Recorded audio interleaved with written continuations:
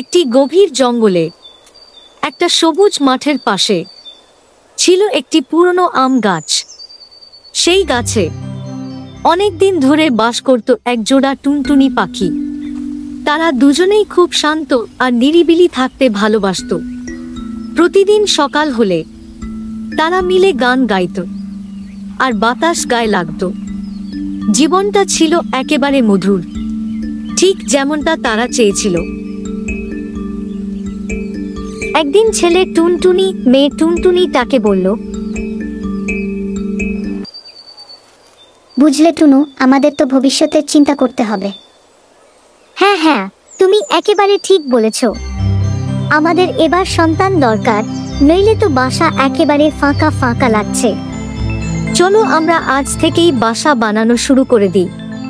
টুকটুক করে পাতা কুড়োবো, নরম তুলো আনবো, আমি আর তুমি একসাথে নতুন ঘর বানাবো। এই ডালে নয়, ওই ডালেই। না না, এই ডালেই ভালো হবে। রোদ্দুরটা আসবে হালকা করে আর বাতাস গা ছুঁয়ে যাবে। ঠিক আছে, তোমার কথায় রইল, এই ডালেই বাসা বানানো। তারা উড়ে যায় নরম তুলো, পাতা, কাঠলতা জোগাড় করার জন্য।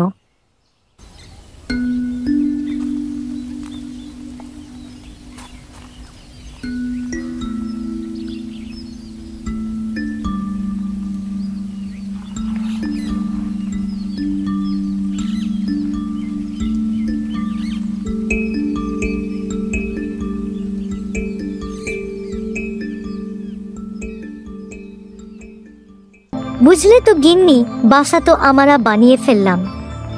এবার ডিম দেবার পালা।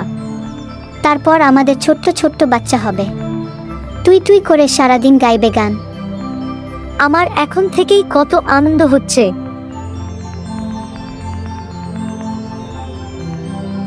দেখো দেখো, কি সুন্দর আমাদের 3টে ডিম হয়েছে।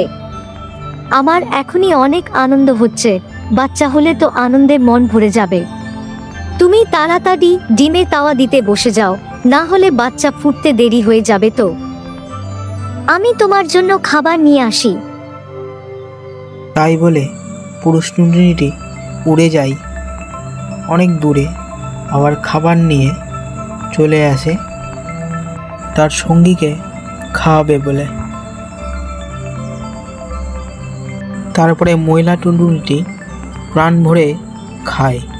বেশ কদিন পর দেখো, আমাদের ফুটফুটে 3টে কি সুন্দর বাচ্চা হয়েছে। আমার যে কি আনন্দ হচ্ছে।